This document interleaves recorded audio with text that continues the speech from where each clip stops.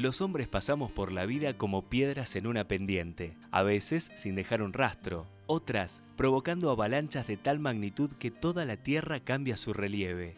Hay hombres que son como montañas y otros que son como ciénagas, pero por pequeño o grande que sean, todos dejan tras de sí la huella de su sombra.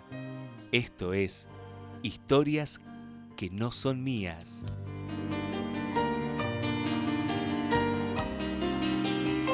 Buenas tardes, día miércoles, otra vez día de historias que no son mías, para que mañana a las 21 usted pueda disfrutar, o sea, jueves a las 21 disfrutar de lo que va a ser la historia que nos va a contar María Cristina Venturini, Katy, como la conocen todos. Ella es o fue docente, hoy también sigue haciendo docencia porque nos contaba que tiene un montonazo de nietos, con lo que sigue la docencia. ¿Cómo estás, Katy? ¿Cómo andás? Hola, encantada de estar acá, encantada, un poco incómoda porque contar la vida de uno por ahí no es muy ejemplar. Uno siempre cuenta lo que cree que a la gente le puede interesar después de la rica historia que tenés. Santafesina, me decías. De nacimiento corondina, a muchísima honra, toda la familia mía, paterna y materna, son de la ciudad de Coronda, hoy ciudad, en otra época era el pueblo.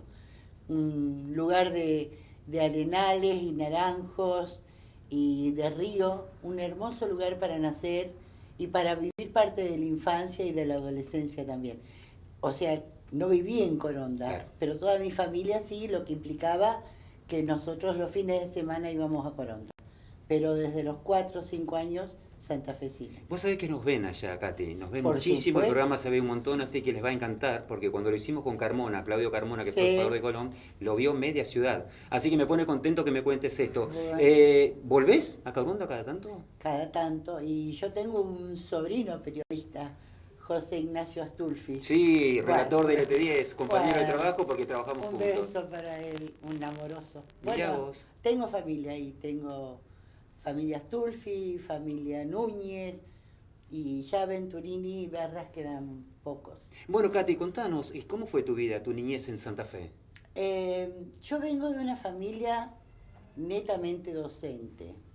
En Coronda está la escuela normal María Margarita Gervasoni, familiar nuestro, y ahí muchas opciones a veces no había en el pueblo, o se estudiaba para docente o se dedicaba a las quintas. Pero bueno, para estudiar también había que tener un poco de vocación y ganas. Así que vengo de mis padres, mi papá y mi mamá, docentes de raza, de vocación, me emociona. Sí, y uno, tíos docentes también, y uno se crió en un ambiente de tiza y tinta. Así que sin que nadie impusiera ningún oficio o trabajo futuro, se iba mamando la vocación de ser maestra. Además que en esa época a los directores de escuela se les exigía vivir en las escuelas. Entonces el lugar de juego, cuando yo era chica, era, sobre todo en las vacaciones, eran los patios, las aulas, las escaleras de una escuela vacía, pero a mi disposición para jugar. Y mis tíos postizos eran también docentes, porque esa pequeña comunidad que se hacía de los docentes que iban pueblo por pueblo haciendo patria santafesina, nos emparentaba con otros directores y con otros directores y otras docentes que pasaban a ser mis tíos. Entonces tengo el recuerdo hermoso de mi tío Enría y mi tía Delia, que sin ser de sangre, vuelvo a decirte, eran de tiza y de tinta, familia que hoy en día mis primos, sin ser de sangre, pero sí de tinta, seguimos viéndonos. Esos son recuerdos hermosos. Bueno, en esa forma de ver y de crecer, fui cada vez ansiando más ser docente. Pero tuve, de hecho que fui a la Escuela Normal San Martín, la gloriosa escuela, pero en tercer año tenemos la drástica noticia, teníamos gobierno de facto, el general Lanusse, y en tercer año, ya terminando, para entrar en lo específico de la docencia, nos dicen que no podemos ser docentes. Y nos cambian para una variedad de bachilleratos pedagógicos, como para hacer un sana-sana, pero no te ibas a recibir de docente, matemático, biológico, letra, y no recuerdo si había algún otro más. Y yo me incliné por letras porque tenía una íntima amiga, Alicia, que sí le gustaba, y bueno, y antes de ir a donde no quería ninguno, y ir con una amiga, fui a letras. Honroso, cuarto y quinto letras de la escuela normal. Pero mi cuarto año fue pésimo, por la frustración de no poder ser maestra, por la rebeldía tal vez de la edad. La cuestión que yo en cuarto año, ya promediando septiembre, octubre, me llevaba 10 materias. Quería abandonar, no quería nada. El apoyo incondicional de mi mamá, buscando una alternativa, porque yo quería dejar la escuela, no quería, estaba traicionada en mi vocación. A mediados de octubre viene con la noticia de que podía ser profesora de jardín de infantes, que con los planes de estudio el Instituto Sara Faisal iba a recibir a los bachilleres con un curso de nivelación.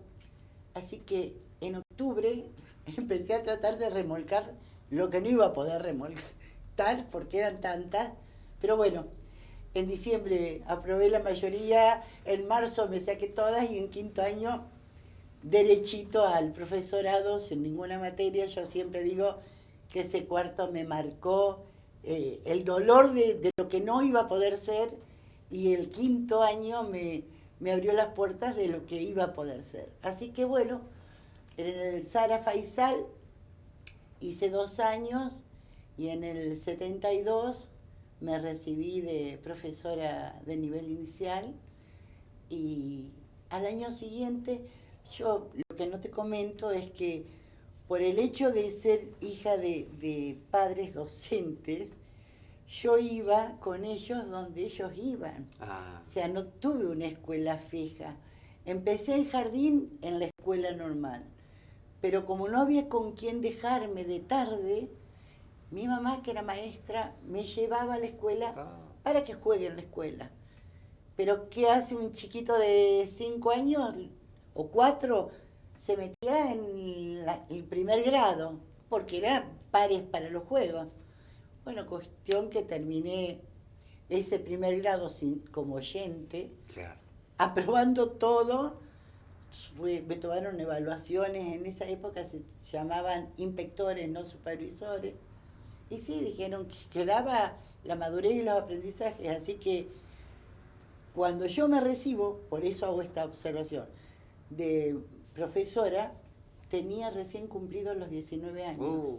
Claro, muy joven, por Una cierto. piba, hoy la miro.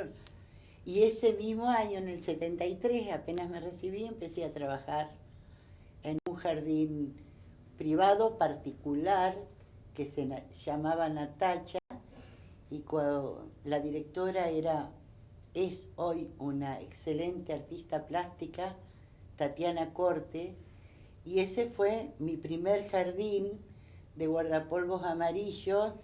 Al día de hoy puedo recordar nombres y apellidos de esos chiquitos. Qué bárbaro. De 2 años tenían. Así que hoy los veo, muchos son profesionales, la mayoría me sobrepasan de altura, emocionante. Y después de ese año, en este jardín, tuve un reemplazo en la sala de jardín de la escuela de Chaco Chico. Chaco Chico, mirá. Que en ese momento nos llevaban los camiones del ejército, porque la escuelita estaba a 5 kilómetros. Y bueno, con todas las vicisitudes de la época del 74, claro, con riesgo.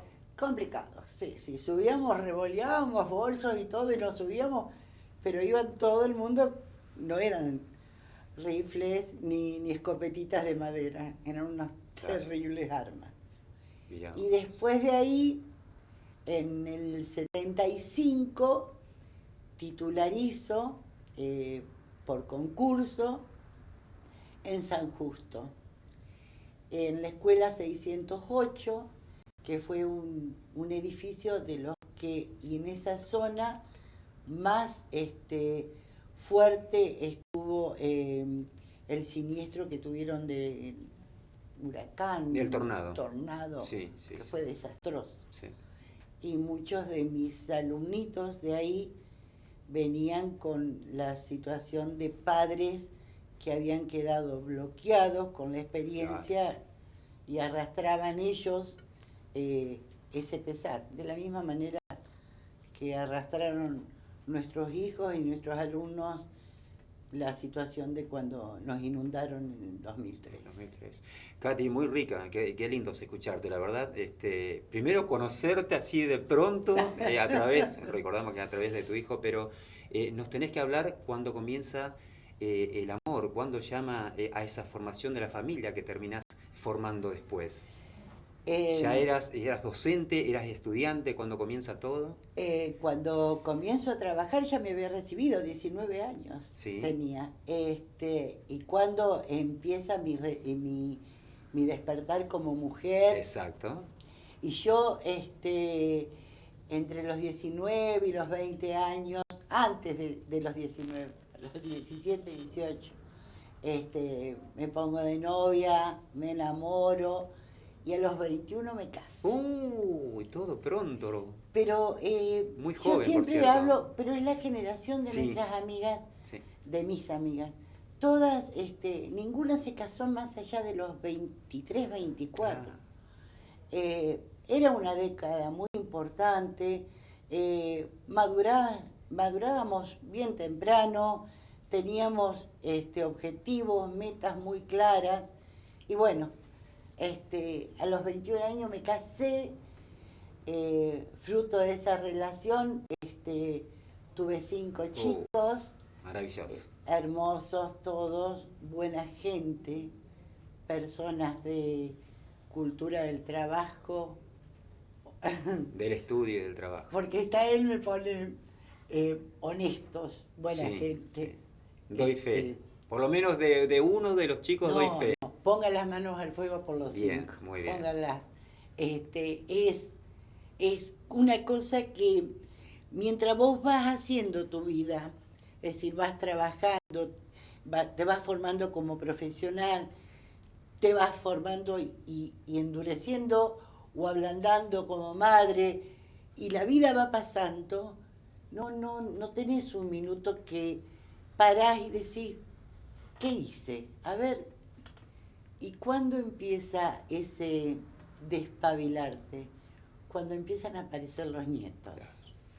Entonces, esa perspectiva del pelo chuzudo, la nariz toda sucia, las rodillas rotas, a ver hombres o mujeres responsables criando chiquitos que vos decís, ni se te ocurra tocar mi nieto.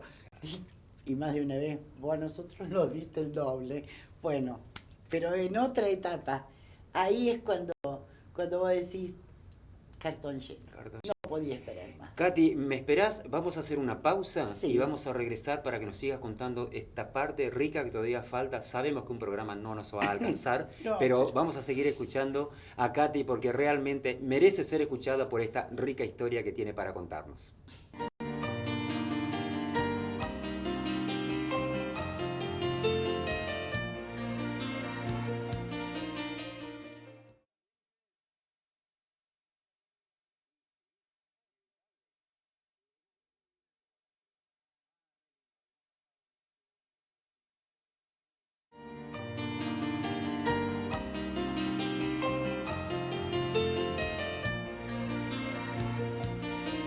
Bien, seguimos con Katy Venturini. Katy, ¿cuántas cosas para contar? Bueno, seguí esa familia que se formó, 5 hijos que seguían los pasos, al menos en este caso de la docencia, como lo venías explicando. Por suerte, cada uno eligió, digo por suerte porque quiere decir que fueron alentados a que sean lo que les gusta hacer. Cada uno eligió una profesión, un oficio diferente. El único docente es Gonzalo. Gonzalo. Juan Cruz también es docente, también es profesor de educación física, pero él no ejerce la docencia. Te contaba que en el mientras fluir de la maternidad, mientras ellos iban creciendo, uno también tenía que seguir trabajando. Claro.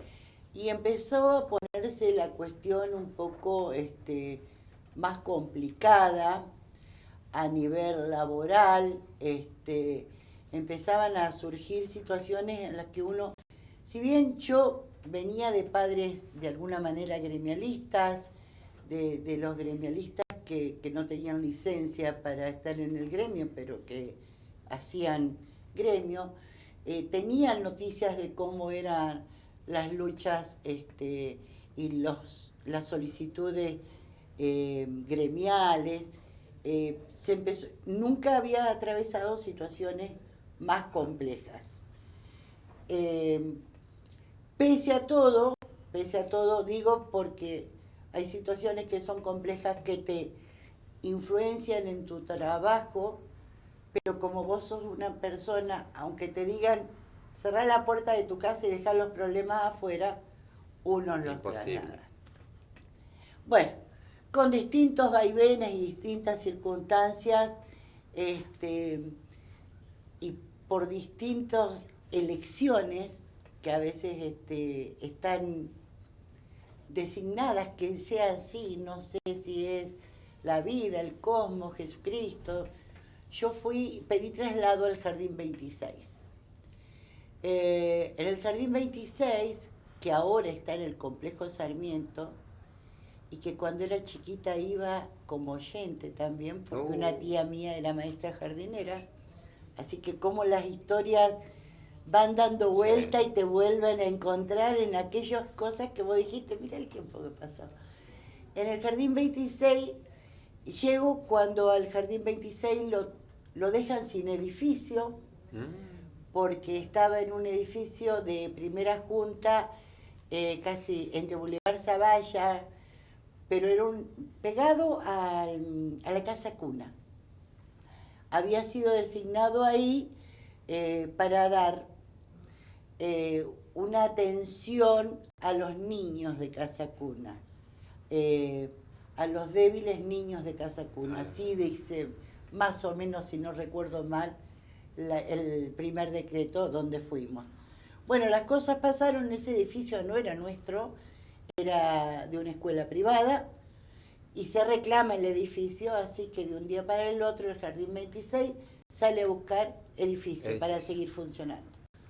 Conseguimos una casa en calle 1 de Mayo, a la vuelta del industrial, pero estábamos alquilando y en cualquier momento tuvimos que desglosar salas, y se veía que el Jardín 26 en cualquier momento desaparecía. Y en ese momento se empieza a construir el complejo Sarmiento, donde estaba el histórico Consejo de Educación, no ministerio, y la Escuela Sarmiento también. Un edificio amarillo, altísimo, de una antigüedad significativa, que no quedó otra que demolerlo, porque en un recreo una de las columnas que sostenía la planta alta se vino abajo y con él empezó a caer todo. Así que, bueno, te hago un poquito de historia de donde está hoy el Complejo Sarmiento, que era el antiguo Consejo de Educación. No todos sabemos eso. Bueno, 68 años. O Ministerio de Educación. Y cuando se construye ahí el Complejo Sarmiento, que se construye en época militar y se construye con planos norteamericanos. Sí. Qué detalle, ¿no? Pero ¿por qué hago esta mención? Porque no fue construida para hacer escuela. Tiene las características de una escuela militar. Es decir, de los ángulos donde uno se pare, una amiga mía decía que era una mirada panóptica, porque era de 360 Panorama. grados. Sí. Saludos, Indiana, me acuerdo de vos.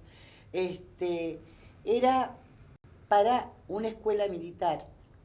Digo que en esos años de Claro. dictadura, al lado estaba la jefatura. Cerraba un combo. Ese complejo lo hicieron con baños, una hermosura, pero no había escuela militar cuando se empezó a habilitar como establecimiento. Así que ahí fuimos. El Jardín 26, que no tenía edificio, la Escuela Sarmiento, el CREI, el Instituto de Teatro, el Museo Ameguino, ni me acuerdo ya, el taller número 1. Bueno, éramos como 9 instituciones que siguen estando. Siguen estando. Hay un instituto de música también, exactamente, creo. Sí. el Instituto de Música, el CREI. El CREI. El CREI. Ah, perfecto. Bueno, ahí estuve casi 28 años. Qué bárbaro. Toda una vida. Después vino cuando nos inundaron en el 2003. Nosotros en casa tuvimos 1,80 m de agua y en el complejo era un lugar donde iba la gente a refugiarse. Así que en ese mismo año, en el año 2003, con la psicosis con la que uno puede haber estado y la desesperación, tuvimos un concurso de directores. Bueno, de donde no había fuerza, yo en ese año tampoco ya tenía fuerza para rendir las últimas materias que hice la licenciatura en gestión, y gracias, vuelvo a nombrarla, a Indiana, que me llevó de los pelos y me dijo, vos vas a presentarte, vas a rendir. Bueno, me presenté y saqué el título, conseguí el título de licenciada en gestión.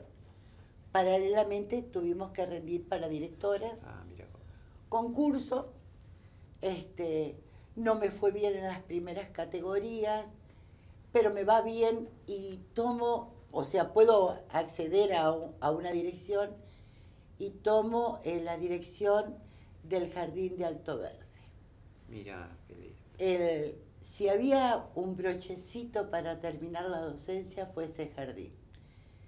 Cruzar todos los días el puente. Con todo lo que significa, ¿no? Con la humildad que hay en ese barrio, con la gente trabajadora, humilde y trabajadora. Digamos, tremendo. Los chicos no hay diferencia. No, claro.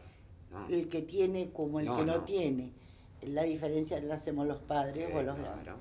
Pero la característica del pueblo costero es hermosa. Pero ahí también estuve poco tiempo, porque a los 6 meses de estar como titular en ese jardín, me convocaron para la Junta de Escalafonamiento, que fue una propuesta política del doctor Wiener y de Élida Racino. Se crearon juntas de escalafonamiento para que la gente tuviera la predisposición y pudiese ver en qué lugar del escalafón, cómo iba a acceder a titular. Entonces, bueno, se conformaron, me llevan, me designaron parte del jurado, junta de escalafonamiento, nosotros jurado le decíamos antes. Estoy ejerciendo la presidencia de esa junta, que era un trabajo precioso, porque además había sido un anhelo y una lucha histórica que habíamos tenido los docentes para tener algo de donde saber cómo iba nuestra realidad como docentes. Bueno, pero ahí en la Junta de Escalafonamiento estuve también un año nada más, porque me solicitaron que estuviera como directora de la región cuarta. Importantísimo. Para tu carrera, tremendo. En realidad uno no lo iba viendo yo no lo iba viendo como carrera, yo iba viendo que cada vez era más alta la vara y que cada vez se esperaba más de mí y que me generaba una expectativa y cierto temor. Y también en la región cuarta estuve 4 meses y me llevaron a la Secretaría de Educación con Elida Racino, que realmente la docencia santafesina, de pie con esa ministra de lujo que tuvimos, la capacidad, la inteligencia, la visión, hoy no la tenemos en este plano, pero lo que sembró, lo que dignificó a la docencia, el respeto, fue realmente para mí un aprendizaje, porque como se dice ahora, esas cabezas abiertas, bueno, no solo que era una mente brillante, sino que podía poner en palabras lo que pensaba, porque muchas veces nos pasa que tenemos una idea, pero no sabemos transmitir. No. Ella tenía esa capacidad. Así que bueno, y ahí ya cuando iba terminando, cumpliendo los 57 y con 38 años de servicio, cuando terminó la gestión de Elida, que me preguntaron, ¿vas a seguir? No. Yo, deme mi portafolio, ya ahora me voy a mi casa, creo que lo que pude hacer lo hice, lo que no hice a lo mejor no lo supe hacer, no lo entendí y pido disculpas por lo que me pudo haber faltado, como en los lugares que uno a veces tiene una cuotita de poder de modificar, si no me salió bien, que es posible, o si me salió bien, pero es hora de que estos escalones de la docencia los cubran gente joven, con ganas. No siempre ser viejo quiere decir que ya estás gaga, no servís. No, pero a veces cuando uno crece y se pone con una juventud acumulada, le suena molesto que alguien más joven esté marcando caminos diferentes. Sí. Ahí hay un roce entre el ego y la vanidad que a veces no permite ver qué tan claro vienen los que vienen marchando después de uno. Así que... Hasta acá llegamos. Te tengo que preguntar, porque ya se nos va el tiempo. ¿Tu lugar en el mundo? Mi lugar en el mundo, mi casa con mis hijos y mis nietos.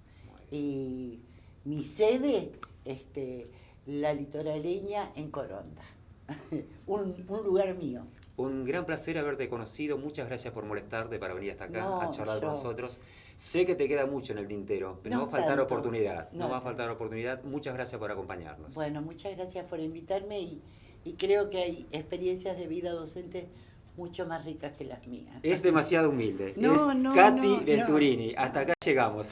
No nos queda más tiempo. La verdad que nos hemos emocionado en alguna parte del relato porque fue muy, pero muy digno, muy lindo de contar para aquellos que hacen docencia y para todos nosotros que sabemos escuchar. Muchas gracias.